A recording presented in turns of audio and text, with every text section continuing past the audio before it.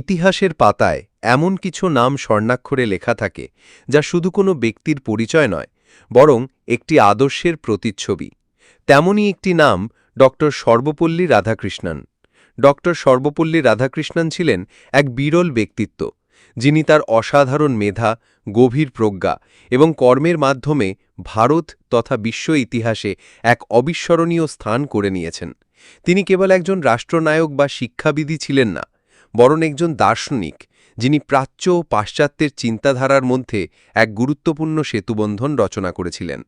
তার জীবন ছিল এক অনন্য যাত্রার প্রতিচ্ছবি, যা শুরু হয়েছিল তৎকালীন ব্রিটিশ ভারতের এক প্রত্যন্ত গ্রামের এক দরিদ্র মেধাবী ছাত্র হিসেবে, এবং যা শেষ হয় একজন বিশ্বখ্যাত দার্শনিক ও স্বাধীন ভারতের সর্বোচ্চ পদে আসীন হওয়ার মাধ্যমে। নমস্কার বন্ধুরা, এই ভিডিওতে আমরা তার জীবনের প্রতিটি গুরুত্বপূর্ণ অধ্যায়ের একটি সামগ্রিক রূপরেখা তুলে ধরব।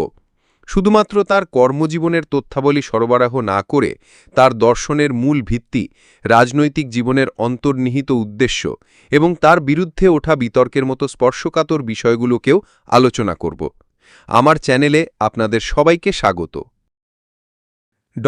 সর্বপল্লী রাধাকৃষ্ণন 1888 সালের 5ই সেপ্টেম্বর তৎকালীন ব্রিটিশ ভারতের মাদ্রাজ প্রেসিডেন্সির বর্তমান তামিলনাড়ুর তিরুতানি গ্রামে জন্মগ্রহণ করেন। তিনি একটি তেলুগুভাষী নিয়োগী ব্রাহ্মণ পরিবারে জন্মগ্রহণ করেন। তার বাবা সর্বপল্লী বীরস্বামী স্থানীয় জমিদারের অধীনে একজন রাজস্ব কর্মকর্তা ছিলেন এবং তার মায়ের নাম ছিল সীতাম্মা। যদিও তার পরিবার মূলত অন্ধ্রপ্রদেশের নেলোর জেলার সর্বপল্লী গ্রাম থেকে এসেছিল, তার শৈশব কেটেছে প্রধানত তিরুপতি এবং তিরুতানিতে। তার পরিবারের আর্থিক অবস্থা খুব একটা সচ্ছল ছিল না, যা তার শিক্ষাজীবনকে প্রভাবিত করেছিল। রাধাকৃষ্ণনের প্রারম্ভিক শিক্ষা সম্পন্ন হয় তিরুতানির কেভি হাই স্কুল, তিরুপতির Hermannsburg evangelical Lutheran mission school এবং ভালাজাপাতের গভর্নমেন্ট হাই সেকেন্ডারি স্কুলে। শিক্ষাজীবনের শুরু থেকেই তিনি ছিলেন অসাধারণ মেধাবী। তিনি কোনো পরীক্ষায় দ্বিতীয় হননি এবং পড়াশোনার জন্য অসংখ্য বৃত্তি লাভ করেন। তার মেধা এবং বৃত্তিপ্রাপ্তি ছিল তার পারিবারিক দারিদ্র্যকে অতিক্রম করার একমাত্র উপায়, যা প্রমাণ করে যে মেধাকে কখনোই আর্থিক সীমাবদ্ধতার কাছে পরাজিত হতে দেওয়া উচিত নয়। 17 বছর বয়সে তিনি ভেলোরের ভুরহিস কলেজে ভর্তি হন এবং পরে মাদ্রাজ ক্রিশ্চিয়ান কলেজে স্নাতক ও স্নাতকোত্তর ডিগ্রি লাভ করেন। দর্শনকে পেশা হিসাবে বেছে নেওয়ার নেপথ্যে ছিল এক আকস্মিক ঘটনা। তিনি মূলত গণিত নিয়ে পড়াশোনা করতে চেয়েছিলেন, কিন্তু তার এক দূর সম্পর্কের দাদা, যিনি একই কলেজে দর্শন পড়তেন, তার বইপত্র পেয়ে তিনি দর্শন নিয়ে পড়াশোনা শুরু করেন। এই আকস্মিক ঘটনাটি তার জীবনের সবচেয়ে গুরুত্বপূর্ণ সিদ্ধান্তগুলোর মধ্যে একটি হিসাবে প্রমাণিত হয়, যা তার ভবিষ্যৎ কর্মজীবনের গতিপথ সম্পূর্ণরূপে পরিবর্তন করে দেয়।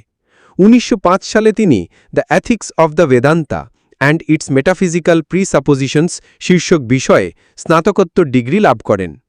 এই গবেষণা প্রবন্ধটি যখন প্রকাশিত হয় তখন তার বয়স ছিল মাত্র 20 বছর, যা তার গভীর জ্ঞান ও বিচার বিশ্লেষণ ক্ষমতার প্রমাণ দেয়। ব্যক্তিগত জীবনে রাধাকৃষ্ণন মাত্র 14 বছর বয়সে 1903 সালে তার দূর সম্পর্কের এক আত্মীয় শিবাকামুকে বিয়ে করেন। তাদের 6টি সন্তান ছিল, যার মধ্যে একজন ছিলেন পুত্র সর্বপল্লী গোপাল। গোপাল একজন প্রখ্যাত ঐতিহাসিক ছিলেন এবং তিনি তার পিতার জীবনী রাধাকৃষ্ণন এ বায়োগ্রাফি রচনা করেন। 1956 সালে তার স্ত্রীর মৃত্যু হয়। রাধাকৃষ্ণনের কর্মজীবনের সূচনা ঘটে একজন অধ্যাপক হিসাবে। 1909 সালে তিনি মাদ্রাজের প্রেসিডেন্সি কলেজে দর্শন বিভাগে শিক্ষক হিসাবে যোগ দেন। এরপর 1918 সালে তিনি মহীশূর বিশ্ববিদ্যালয়ের দর্শনের অধ্যাপক হিসাবে যোগদান করেন। এই সময়েই তিনি তার প্রথম গ্রন্থ the philosophy of Rabindranath Tagore এবং দ্বিতীয় গ্রন্থ the reign of religion in contemporary philosophy রচনা করেন 1920 সালে। In July 1918, Professor Radhakrishnan was appointed my colleague as Professor of Philosophy. And it was a very great acquisition to the Philosophy Department of Mysore University. Professor Radhakrishnan was not merely a distinguished writer on philosophy, but he was a great teacher as well. তিনি রবীন্দ্রনাথের একজন গভীর অনুরাগী ছিলেন এবং তার দর্শনকে ভারতীয় চেতনার সত্যিকারের প্রকাশ বলে মনে করতেন। শিক্ষাজীবনের এই পর্যায়ক্রমিক অগ্রগতি কেবল একটি পেশাগত সাফল্য ছিল না, বরং এটি প্রাচ্য ও পাশ্চাত্যের জ্ঞানচর্চার কেন্দ্রে তার ক্রমবর্ধমান প্রভাবের প্রমাণ। ১৯২১ সালে তিনি কলকাতা বিশ্ববিদ্যালয়ে মানসিক ও নৈতিক বিজ্ঞানের কিং জর্জ পঞ্চম চেয়ার পদে ভূষিত হন। পরবর্তীতে ১৯২৯ সালে তিনি অক্সফোর্ড বিশ্ববিদ্যালয়ে কম্প্যারেটিভ রিলিজিয়ান বিষয়ে অধ্যাপনার দায়িত্ব গ্রহণ করেন। ১৯৩৬ সালে তাকে অক্সফোর্ড বিশ্ববিদ্যালয়ে ইস্টার্ন রিলিজিয়ান অ্যান্ড এথিক্সে স্প্যাল্ডিং চেয়ারের দায়িত্ব দেওয়া হয় এবং তিনি অল সোলস কলেজের ফেলো নির্বাচিত হন। অক্সফোর্ডে তার এই দায়িত্ব গ্রহণ ছিল একটি কৌশলগত পদক্ষেপ, যার মাধ্যমে তিনি পশ্চিমা শিক্ষাবিদদের কাছে ভারতীয় দর্শনকে একটি প্রাতিষ্ঠানিক ও সম্মানজনক বিষয় হিসেবে উপস্থাপন করতে সক্ষম হন। এর ফলস্বরূপ পশ্চিমা বিশ্বে হিন্দু ধর্ম ও দর্শন সম্পর্কে প্রচলিত ভুল ধারণাগুলো দূর করা সম্ভব হয়। শিক্ষাবিদ হিসেবে তার সুনাম কেবল ভারত বা যুক্তরাজ্যে সীমাবদ্ধ ছিল না। তিনি ১৯৩১ থেকে ১৯৩৬ সাল পর্যন্ত অন্ধ্র বিশ্ববিদ্যালয়ে উপাচার্য হিসেবে দায়িত্ব পালন করেন। এরপর পণ্ডিত মদন মোহন মালব্যের আমন্ত্রণে ১৯৩৯ সালে তিনি বেনারস হিন্দু বিশ্ববিদ্যালয়ে উপাচার্য হন এবং ১৯৪৮ সাল পর্যন্ত এই পদে অধিষ্ঠিত ছিলেন। একজন শিক্ষকের কাছে যে গভীর অন্তর্দৃষ্টি ও জ্ঞান থাকে, তা তিনি একজন প্রশাসক ও রাষ্ট্রনায়ক হিসেবে ব্যবহার করতে পেরেছিলেন। স্বাধীনতার পর ১৯৪৮ সালের ৫ই নভেম্বর ভারত সরকার তার নেতৃত্বে একটি উচ্চশিক্ষা কমিশন গঠন করে, যা বিশ্ববিদ্যালয় শিক্ষা কমিশন বা রাধাকৃষ্ণন কমিশন নামে পরিচিত। এটি স্বাধীন ভারতের প্রথম শিক্ষা কমিশন ছিল এবং এর সুপারিশগুলো দেশের উচ্চশিক্ষার মানোন্নয়ন, পাঠ্যক্রম সংস্কার, শিক্ষার মাধ্যম নির্ধারণ এবং বিশ্ববিদ্যালয়ের প্রশাসনিক কাঠামোর সংস্কারের ক্ষেত্রে গুরুত্বপূর্ণ ভূমিকা পালন করে। এর মাধ্যমে তিনি তার দার্শনিক চিন্তাকে জাতীয় নীতিতে রূপান্তরিত করেন। রাধাকৃষ্ণন তার সারা জীবন ধরে ভারতীয় দর্শন, বিশেষত হিন্দু ধর্মকে সুসংহত করতে চেয়েছেন এবং এটিকে পশ্চিমা বিশ্বের কাছে একটি যৌক্তিক ও নৈতিকভাবে গ্রহণযোগ্য ব্যবস্থা হিসাবে উপস্থাপন করার চেষ্টা করেছেন। তিনি প্রাচ্য ও পাশ্চাত্যের দর্শনের মধ্যে একটি সেতুবন্ধন তৈরির চেষ্টা করেন, যা তাকে হিন্দু ধর্মের একজন প্রধান প্রতিনিধি হিসাবে প্রতিষ্ঠা করে।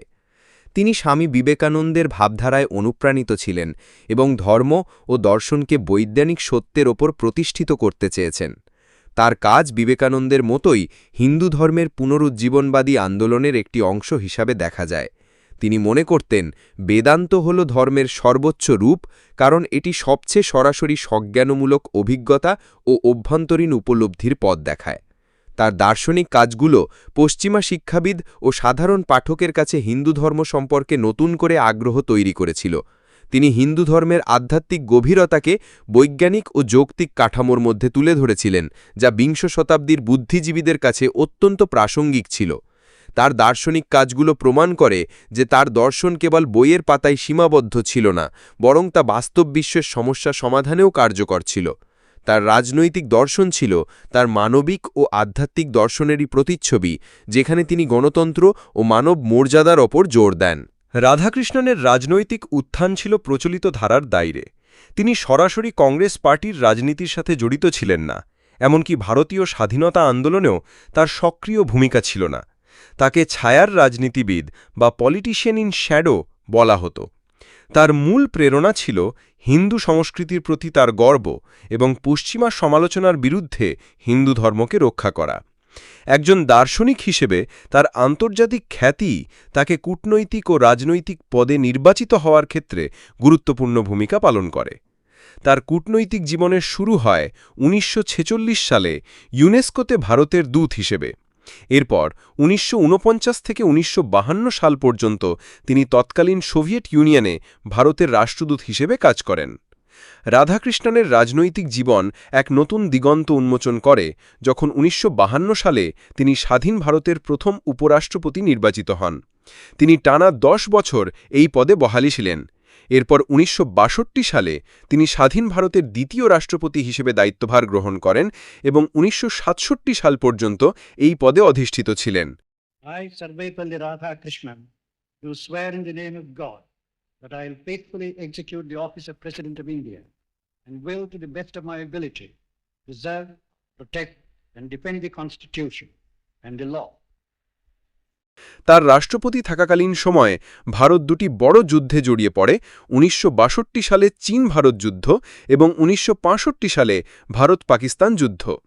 তার এই রাজনৈতিক উত্থান ইঙ্গিত দেয় যে স্বাধীন ভারতের প্রথম দিকে রাজনৈতিক ক্ষমতা এবং বুদ্ধিবৃত্তিক যোগ্যতা উভয়কেই সর্বোচ্চ পদে সমানভাবে মূল্য দেওয়া হতো।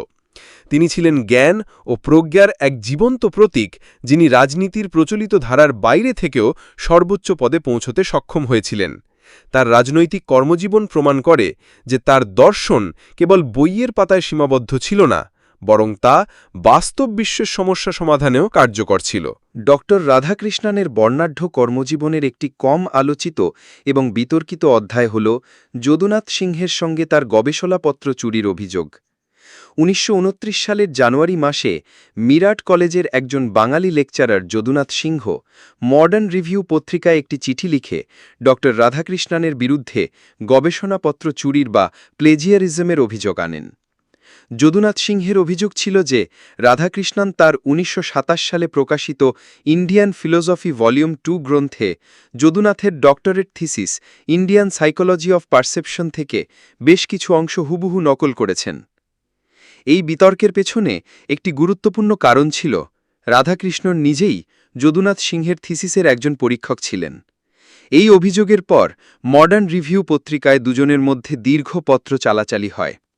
পরিস্থিতি আরও জটিল হয় যখন ১৯২৯ সালের আগস্ট মাসে যদুনাথ সিংহ কলকাতা হাইকোর্টে রাধাকৃষ্ণনের বিরুদ্ধে ২০,০০০ টাকার ক্ষতিপূরণ চেয়ে মামলা করেন।